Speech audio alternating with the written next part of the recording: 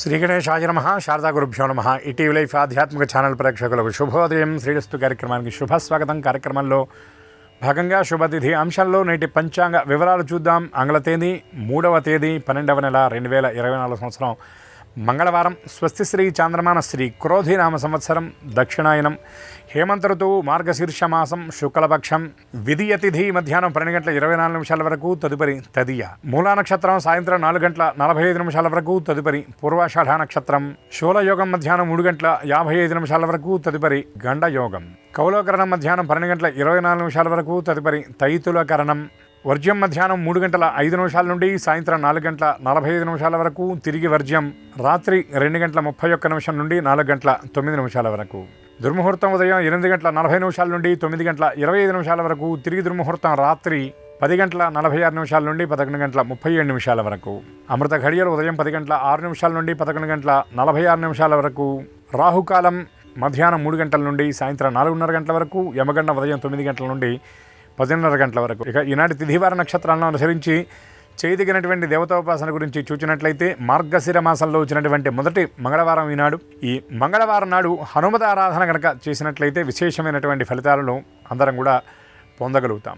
హనుమంతుడు అంటే బుద్ధిర్బలం, యశోధైర్యం, నిర్భయత్వం, అరోగత, అజాడ్యం, వాక్పటుత్వంచ హనుమత్స్మరణాత్ భవేత్ అని శాస్త్రవచనం.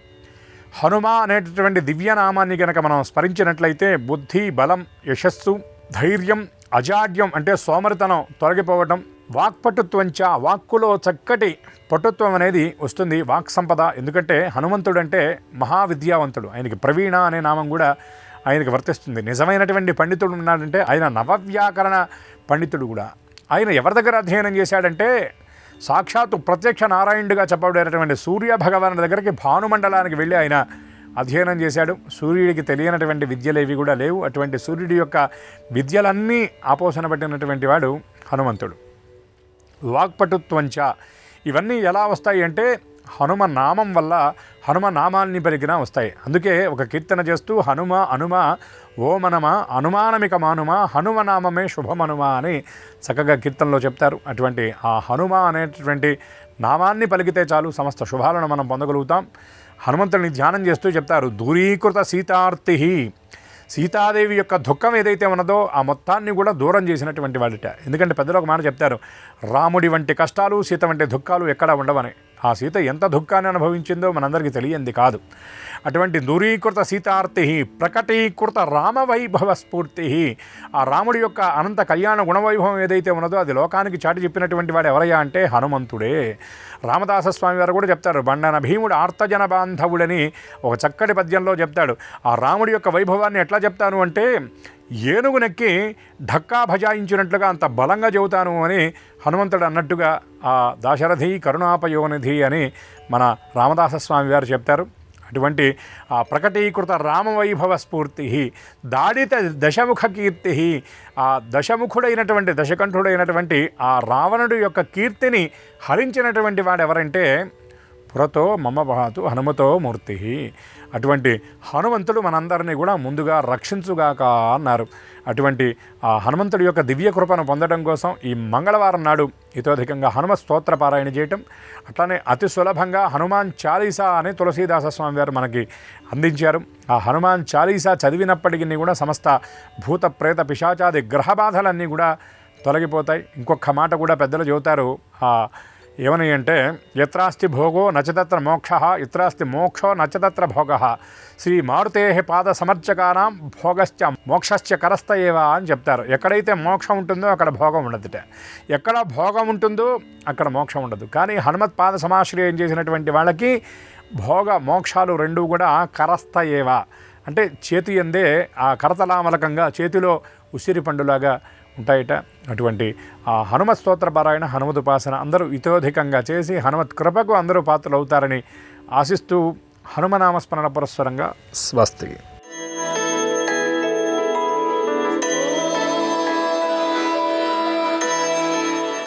ఈటీవీ లైఫ్ ఆధ్యాత్మిక ఛానల్ ప్రేక్షకులందరికీ నమస్కారం. శ్రీరస్తు కార్యక్రమంలో గ్రహయోగం అంశానికి స్వాగతం.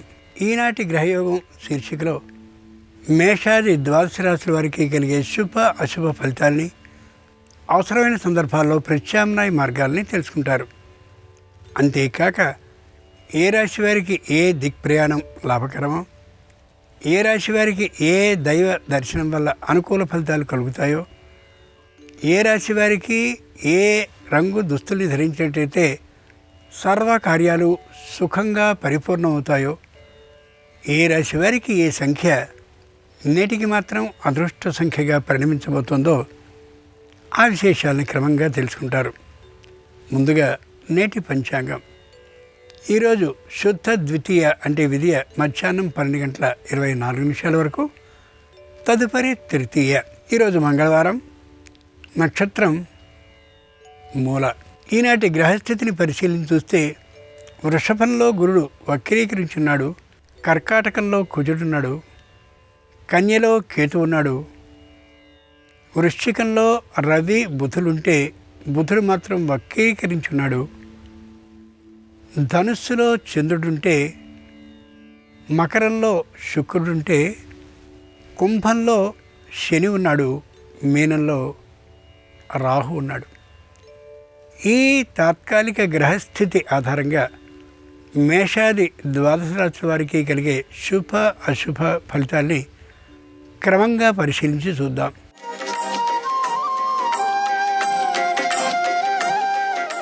ఈరోజు మేషరాశి వారి ఫలితాలని పరిశీలన చూస్తే తాత్కాలికమైనటువంటి ఆరోగ్య సమస్య వృద్ధాప్యం కారణంగా కలిగే అవకాశం ఉంది. ఆ కారణంగా వృద్ధులు, తాత్కాలిక అనారోగ్యవంతులైనటువంటి వారి విషయంలో కొద్దిగా ఆలోచించుకుని ఉండడం అవసరం. బంధువులు, మిత్రులు అయినటువంటి వారు అందరూ సహాయపడ్డటువంటి కారణంగా శుభకార్యాన్ని నిర్విఘ్నంగా పూర్తి చేసేందుకు అనుగుణమైనటువంటి ఆలోచనలతో సతమతమవుతూ ఉంటారు మేషరాశి వారు. ఎవరికి ఏ విధమైనటువంటి రుణాన్ని ఇచ్చే అవకాశం ఆలోచన ఉండదు. అది కొందరు బంధువులకి మానసికమైనటువంటి అతృప్తిని కలిగించే అవకాశం ఉంది. మంగళవారం సందర్భంగా మేషరాశి వారు వీరాంజనేయ స్వామి వారిని పూజించి అరటి పండ్లను నైవేద్యంగా సమర్పించినట్లయితే శుభవార్తను వినే అవకాశం ఉంటుంది. తూర్పు దిక్ ప్రయాణం అనుకూలం. కలిసొచ్చే రంగు ఎరుపు. అదృష్ట సంఖ్య 4.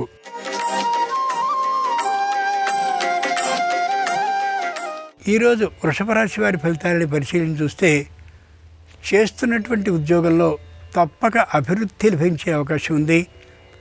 ముఖ్యంగా వేతన ఆధిక్యం లేకపోయినప్పటికీ కూడా హోదాలో మార్పు మాత్రం పై స్థాయిలో ఉంటుందనేది యథార్థం.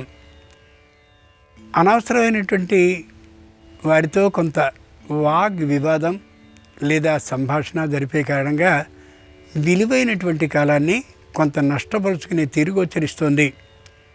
న్యాయస్థానంలో అనుకూలమైనటువంటి తీర్పే లభిస్తుంది. ఆర్థిక లాభం మాత్రం అంతంత మాత్రంగానే ఉండొచ్చు. మంగళవారం సందర్భంగా వృషభ రాశి వారు భక్తాంజనేయ స్వామి వారిని పూజించి ద్రాక్ష పండ్లని నైవేద్యంగా సమర్పించినట్టయితే ఆరోగ్య లాభం కలుగుతుంది. ఆగ్నేయ దిక్ ప్రయాణం అనుకూలం. కలిసొచ్చే రంగు ఎరుపు. అదృష్ట సంఖ్య 5.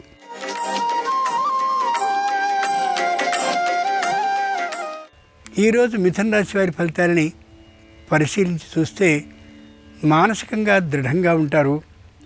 ఉద్యోగపరంగా మాత్రం మానసికమైనటువంటి అస్వస్థతతో ఉంటారు. పై అధికారులకి వీరికి మధ్యలో తాత్కాలికమైనటువంటి మనఃస్పర్ధలు ఏర్పడే అవకాశం ఉంది.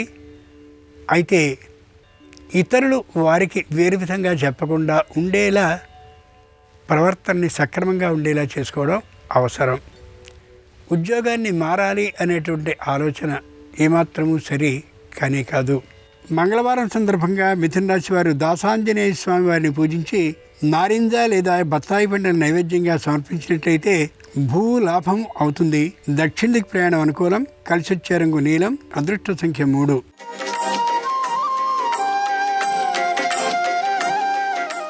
ఈరోజు కర్కాటక రాశి వారి ఫలితాలని పరిశీలన చూస్తే శారీరక అనారోగ్యం, వైద్య పరీక్ష, ఔషధ సేవ లేనిటువంటి కారణంగా పెరుగుతూ ఉండొచ్చు. దీర్ఘ వ్యాధిగా కాకుండా ఉండేందుకు ముందుకు ముందే పరీక్షింప చేసుకోవడం, ఔషధ సేవని చేయడం ఎంతైనా అవసరం. గుర్తుంచుకోవాలి, గమనించుకోవాలి. అనుకూలమైనటువంటి ఆలోచనలే కలిగినప్పటికీ కూడా కుటుంబంలో ప్రతికూల భావం గోచరించవచ్చు. తక్కువ మాట్లాడుకోవడం లేదా మౌనంగా ఉండడం అత్యవసరం. మంగళవారం సందర్భంగా కర్కాటక రాశి వారు అభయాంజనేయ స్వామి వారిని పూజించి నేరేడు పండ్లను నైవేద్యంగా సమర్పించినట్టయితే కుటుంబంలో వివాహాది శుభకార్యాలు అనుకోకుండా కలిసి వచ్చే అవకాశం ఉంది. నిరుతిథి ప్రయాణం అనుకూలం. కలిసి వచ్చే రంగు నలుపు. అదృష్ట సంఖ్య 2.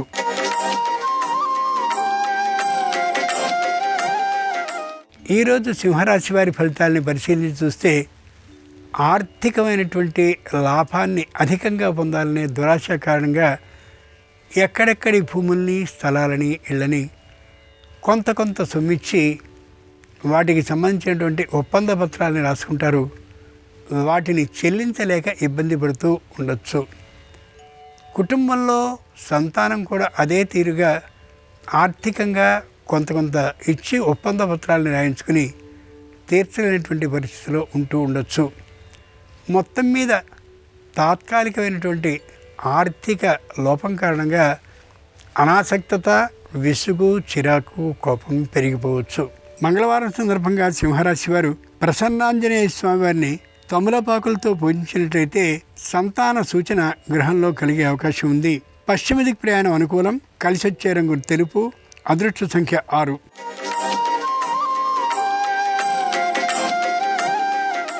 ఈరోజు కన్యారాశి వారి ఫలితాలని పరిశీలించి చూస్తే ప్రతి విషయాన్ని కూడా తీవ్రమైనటువంటి ఆలోచన చేస్తారు. ఆ ఆలోచన కోణం ఎంతెంత దూరం సాగిపోతుందో తెలియదు. ప్రయోజనం మాత్రం ఉండే అవకాశం తక్కువ. చేస్తున్న ఉద్యోగాన్ని మాని దూర ప్రాంతంలో ఉన్న ఉద్యోగం కోసం ఆర్థిక లాభాన్ని దృష్టిలో పెట్టుకుని ప్రయత్నాన్ని చేస్తారు. అనుకూలించే విధానం ఉండదు సరికదా. ప్రస్తుతం చేస్తున్నటువంటి ఉద్యోగ విధానం ఉన్నటువంటి వారికి తెలిసే కారణంగా పరిస్థితులు కొంత తారుమారయ్యే అవకాశం ఉంది. మంగళవారం సందర్భంగా కన్యారాశి వారు పంచముఖ ఆంజనేయ స్వామి వారిని వెన్నతో అభిషేకించినట్లయితే తప్పక ఆకస్మిక ధనలాభం అవుతుంది. వాయవ్య దిక్ ప్రయాణం అనుకూలం. కలిసొచ్చే రంగు ఎరుపు. అదృష్ట సంఖ్య 4.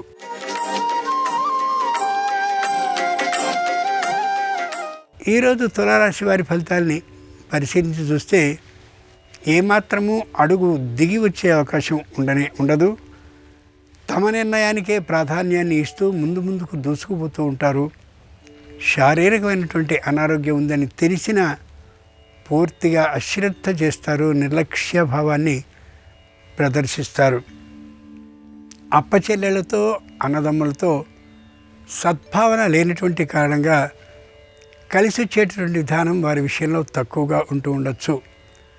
తల్లిదండ్రుల్ని కూడా ఎదిరించేటటువంటి విధానం కారణంగా మానసికమైనటువంటి అతృప్త భావంతో ఉంటారు తల్లిదండ్రులు. వివాహాది శుభకార్యాలకి విశేష ప్రయత్నాలు చేస్తారు. కానీ చివరి క్షణంలో వాయిదా పడేటువంటి అవకాశం ఉంది. కాబట్టి ముందే అన్ని విషయాల్ని మొగమాటం లేకుండా మాట్లాడుకోవడం శ్రేయస్కరం. మంగళవారం సందర్భంగా తులారాశి వారు విజయాంజనేయ స్వామి వారిని పూజించి పనసత్వంలోని నైవేద్యంగా సమర్పించినట్లయితే ఉద్యోగ భద్రత సిద్ధిస్తుంది. ఉత్తర దిక్ ప్రయాణం అనుకూలం. కలిసి వచ్చే రంగు పసుపచ్చన. అదృష్ట సంఖ్య 7.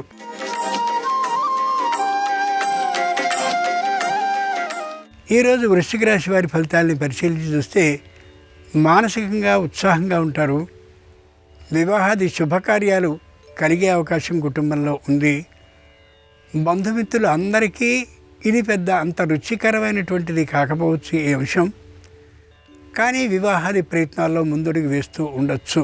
వ్యాపారపరమైనటువంటి ఆదాయం ఎంతో అనుకూలంగా ఉన్నప్పటికీ కూడా ఇంతకుముందు చేసినటువంటి రుణానికి వడ్డీకి అది సరిపోతూ ఉండేటువంటి కారణంగా లాభం లేనట్లుగానే భావించవచ్చు. శారీరకమైనటువంటి అనారోగ్యం ఇంతకు ముందే ఉన్నటువంటి కారణంగా వైద్య పరీక్షని మధ్యమంగా చేయించుకోవడం అత్యవసరం, సుశీఘ్రం కూడా. సకాల నిద్ర, సకాల భోజనం ఏమాత్రం ఉండే అవకాశం లేనే లేదు. మంగళవారం సందర్భంగా వృశ్చిక రాశి వారు బడబానల వీరాంజనేయ స్వామి వారిని పూజించి బెల్లపు ముక్కల్ని నైవేద్యంగా సమర్పించినట్టయితే ఉద్యోగ ప్రాప్తి అవుతుంది. ఈశాన్య దిక్ ప్రయాణం అనుకూలం. కలిసొచ్చే రంగు నీలం. అదృష్ట సంఖ్య 2.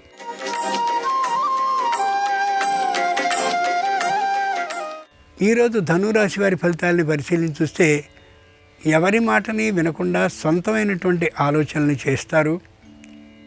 ఎంతో దూరపు ప్రయాణాన్ని చేసి బాగా అలసిపోతారు. సంతానంతో సహా ఏ బంధువుల ఇంటికి వచ్చారో అక్కడ అనుకున్నంత మర్యాద జరగనటువంటి తీరుతో అసంతృప్తి భావంతో ఉంటారు. కొత్తదైనటువంటి ఇంటినో స్థలాన్నో భూమినో పొలాన్నో కొనాలనే ఆలోచనకు వస్తారు. కానీ అది అనుకూలించే అవకాశం ఏమాత్రమూ ఉండకపోవచ్చు. శారీరకమైనటువంటి ఆరోగ్యం మధ్యమంగా ఉంటూ ఉంటుంది. సకాల భోజనం నిద్ర అనేటటువంటివి లేనటువంటి కారణంగా ఆరోగ్య భంగం కలిగే అవకాశం ఉంది. వైద్య పరీక్ష చేయించుకోవడం అత్యవసరం. మంగళవారం సందర్భంగా ధనురాశి వారు ధ్యానాంజనేయ స్వామి వారిని పూజించి శరక ముక్కల్ని నైవేద్యంగా సమర్పించినట్లయితే సంపూర్ణమైనటువంటి విజయ లాభం సిద్ధిస్తుంది. న్యాయస్థానంలో తీర్పు కారణంగా ఆర్థికమైన లాభం కూడా రావచ్చు. ఆగ్నేయ దిక్ ప్రయాణం అనుకూలం. కలిసి వచ్చే రంగు పసుపచ్చన. అదృష్ట సంఖ్య 4.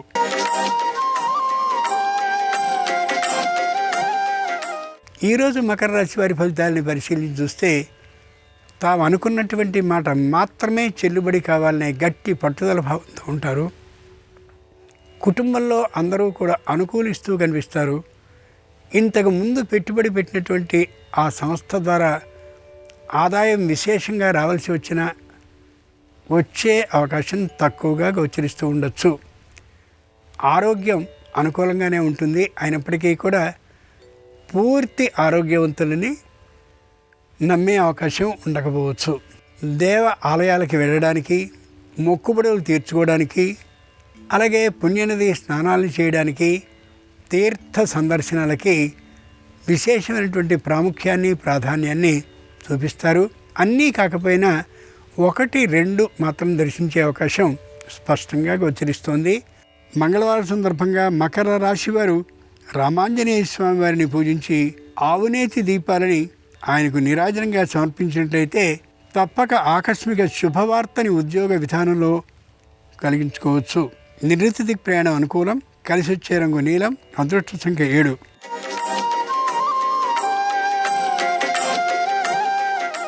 ఈరోజు కుంభరాశి వారి ఫలితాలని పరిశీలించి చూస్తే మానసికంగా దృఢంగా ఉంటారు.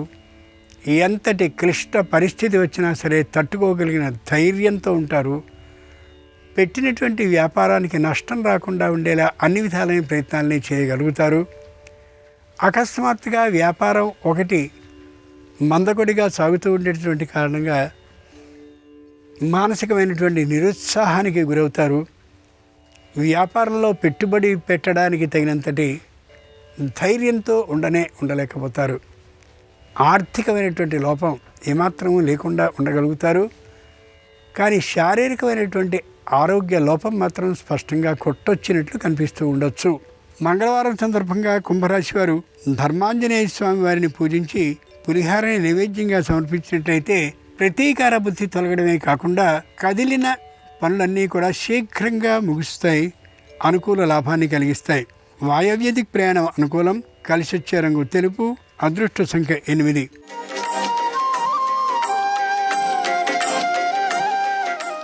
ఈరోజు మీనరాశి వారి ఫలితాలని పరిశీలించి చూస్తే తాత్కాలికమైనటువంటి శని బాధ కారణంగా అనుకున్నది అనుకున్నట్లుగా జరుగుతూ ఉండకపోవచ్చు. కానీ ఏది జరపాలని అనుకుంటున్నారో శత్రుపక్షం వాళ్ళు ఆ విశేషాలు స్పష్టంగా తెలుస్తూ ఉండొచ్చు. బంధుమిత్రులందరూ సహకరిస్తూ ఉంటారు. అనుకూలమైనటువంటి ఆప్తులు మిత్రులైన వాళ్ళు విషయాల్ని ఎప్పటికప్పుడు తెలియచేస్తూ ఉండేటటువంటి కారణంగా న్యాయస్థానంలో వివాదంలో విజయాన్ని సాధిస్తామనే ధైర్యం నమ్మకం మరింతగా పెరుగుతాయి. ఈ రాశి వారికి తల్లిదండ్రుల సూచన, తల్లిదండ్రుల పట్ల వినయ విధేయ ప్రవర్తన వీరికి అనుకోనటువంటి లాభాన్ని కలిగించి తీరుతుంది.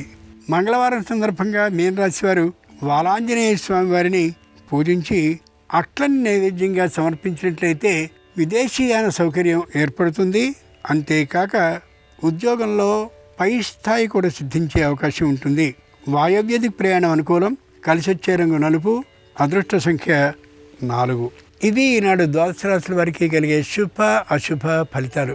మంగళవారం సందర్భంగా ద్వాదశ రాశుల వారికి శ్రీ ఆంజనేయ స్వామి వారి సంపూర్ణ అనుగ్రహం కలగాలని హృదయపూర్వకంగా ప్రార్థిస్తూ స్వస్తి.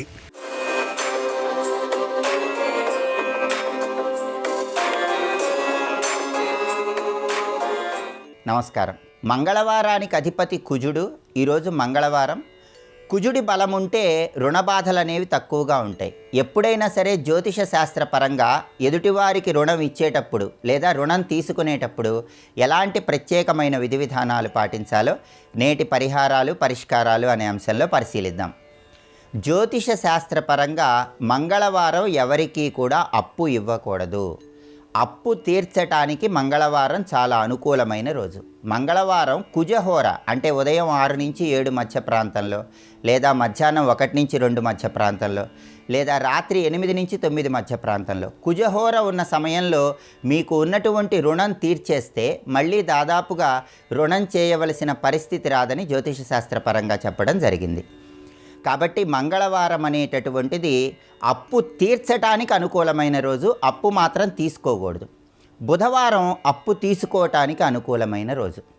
అలాగే జ్యోతిష శాస్త్రపరంగా భరణ్యాం సంగ్రహం కుర్యాత్ అంటుంది జ్యోతిష శాస్త్రం. అంటే భరణీ నక్షత్రం ఉన్న రోజు అప్పు తీసుకుంటే చాలా మంచిది అని జ్యోతిష శాస్త్రంలో చెప్పారు. కాబట్టి ఎప్పుడైనా ఎవరి దగ్గరైనా రుణం తీసుకోవాలంటే భరణీ నక్షత్రం ఉన్న రోజు తీసుకుంటే చాలా మంచిది.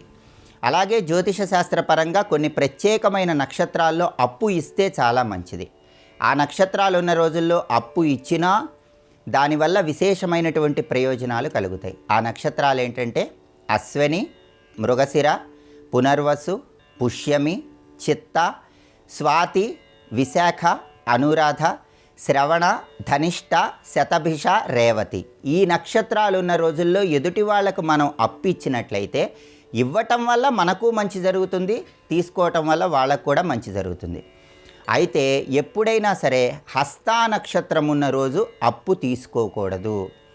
సంక్రమణ జరిగిన రోజు అప్పు తీసుకోకూడదు. ఆదివారం రోజు అప్పు తీసుకోకూడదు. ఈ రోజుల్లో అప్పు తీసుకుంటే ఇబ్బందికరమైనటువంటి పరిస్థితులు వస్తాయి. అలాగే ధనిష్ట పంచకాలు అని ఉంటాయి. అంటే ధనిష్ట, శతభిష, పూర్వభాద్ర, ఉత్తరాభాద్ర, రేవతి. ఈ 5 నక్షత్రాలను ధనిష్ట పంచకాలు అంటారు. ఈ ధనిష్ట పంచకాలున్న రోజుల్లో అప్పు ఇవ్వటం కానీ అప్పు తీసుకోవటం కానీ చేయకూడదు. అలా చేయటం వల్ల ఇబ్బందికర పరిస్థితులు ఎదురవుతాయి. అలాగే జ్యోతిష శాస్త్రపరంగా ద్విపుష్కర యోగము, త్రిపుష్కర యోగం అని ఉంటాయి. ఆ ద్విపుష్కర యోగము, త్రిపుష్కర యోగం వచ్చినప్పుడు కూడా ఎదుటి వాళ్ళకి మనం ధనం అప్పుగా ఇవ్వటం కానీ ఎదుటి వాళ్ళ దగ్గర నుంచి ధనం తీసుకోవటం కానీ చేయకూడదు. ఆ ద్విపుష్కర యోగము, త్రిపుష్కర యోగం ఏంటంటే, ద్విపుష్కర యోగం అంటే ఎప్పుడైనా సరే ఆదివారము, మంగళవారము, శనివారము ఈ 3 వారాలు కూడా విదియ, సప్తమి, ద్వాదశి ఈ తిథులతో కలిసి మృగశిర, చిత్త, ధనిష్ట నక్షత్రాలతో కలిసి వస్తే దాన్ని ద్విపుష్కర యోగము అంటారు. అంటే ఈ వారము, ఈ నక్షత్రము, ఈ తిథి ఇవి ఎప్పుడైనా సరే కలిసి వస్తే దాన్ని ద్విపుష్కర యోగం అంటారు. ఆ ద్విపుష్కర యోగం ఉన్నప్పుడు కూడా అప్పు ఇవ్వటం కానీ అప్పు తీసుకోవటం కానీ చేయకూడదు. అలాగే జ్యోతిష శాస్త్రపరంగా త్రిపుష్కర యోగం అని ఇంకొక యోగం ఉంది. ఆ యోగం ఏంటంటే వారాల పరంగా ఆదివారం, మంగళవారం, శనివారం, తిథుల పరంగా విదియ, సప్తమి, ద్వాదశి, నక్షత్రాల పరంగా కృత్తిక, ఉత్తరాషాఢ, పునర్వసు, విశాఖ, పూర్వభద్ర. ఈ తిథి కానీ, ఈ వారం కానీ, ఈ నక్షత్రం కానీ ఈ 3 కలిసి వస్తే దాన్ని త్రిపుష్కర యోగం అంటారు. ఆ త్రిపుష్కర యోగం ఉన్నప్పుడు కూడా అప్పు ఇవ్వటం కానీ అప్పు తీసుకోవటం కానీ చేసినట్లయితే ఇబ్బందికర పరిస్థితులు ఎదురవుతాయని జ్యోతిష శాస్త్రపరంగా చెప్పడం జరిగింది. కాబట్టి జ్యోతిష శాస్త్రంలో చెప్పబడిన విధంగా రుణం ఇవ్వటం కానీ రుణం తీసుకోవటం కానీ ప్రత్యేకమైనటువంటి రోజుల్లో చేసినట్లయితే దానివల్ల ఎలాంటి ఇబ్బందులు లేకుండా సకల శుభాలను సిద్ధింపజేసుకోవచ్చు. అలాగే జపమాలికలలో కరుంగలి జపమాలికకు విశేషమైన ప్రాధాన్యత ఉంది. కరుంగలి జపమాలికను ధారణ చేస్తే ఎలాంటి సత్ఫలితాలు కలుగుతాయో, కరుంగలి జపమాలిక ధారణ చేసే సమయంలో ఎలాంటి ముఖ్యమైన నియమాలు పాటించాలో రేపటి పరిష్కారాలు అనే అంశంలో పరిశీలిద్దాం. నమస్కారం. ఈ కార్యక్రమాన్ని తిరిగి చూడాలనుకుంటే www.youtube.com/ETV Life Spiritual లో చూడవచ్చు.